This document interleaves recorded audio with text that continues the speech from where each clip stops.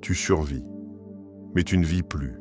Tu ouvres les yeux, pas parce que tu es reposé, mais parce que l'alarme hurle, comme un rappel brutal que le monde n'attend pas. Tu respires à moitié, tu restes là, figé, dans ce moment suspendu entre le rêve et la réalité. Et déjà, tu sens le poids du jour qui t'écrase. Un jour de plus, ou un jour de trop, tu ne sais même plus.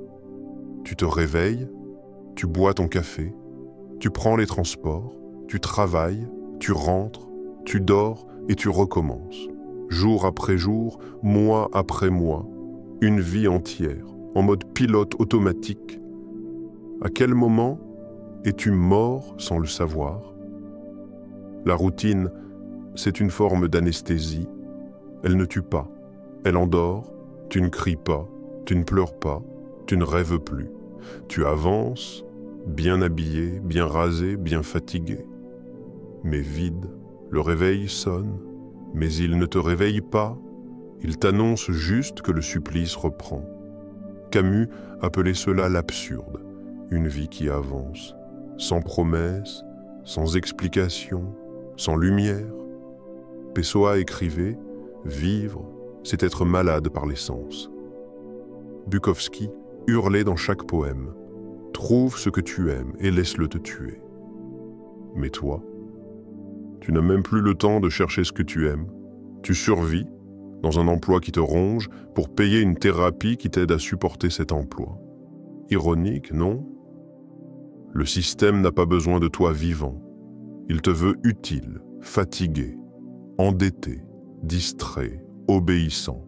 Tu n'es pas un être humain, tu es une ressource humaine, tes rêves ont été archivés en RH.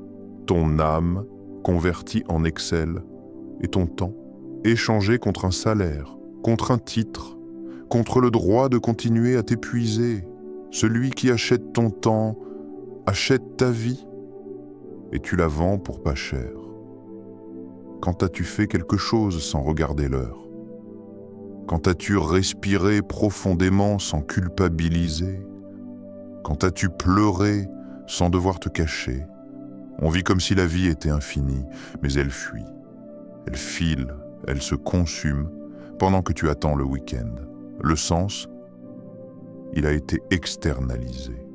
Tu n'es plus qu'un script, une boucle infinie, une routine qu'on ne questionne plus. Y a-t-il une issue? Peut-être.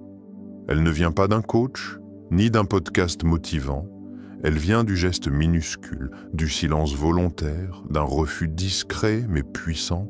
Se réveiller et ne pas courir, manger et sentir le goût, se taire et écouter la fatigue de l'âme. Peut-être que la vraie révolution, c'est sentir encore, ne pas se résigner à survivre. Tu survis, mais tu ne vis plus. Et si tu recommençais à vivre, on t'a appris à courir. Mais jamais à vivre. Si cette vidéo a remué quelque chose en toi, c'est que cette chose n'est pas morte. Elle attend qu'on l'écoute, qu'on la regarde. Alors, abonne-toi. Ici, on ne vend pas de recettes miracles. Seulement un endroit où sentir est encore possible. Mets un like. Commente. Dis-moi, tu vis ou tu survis? Et souviens-toi, le premier pas pour sortir du mode automa,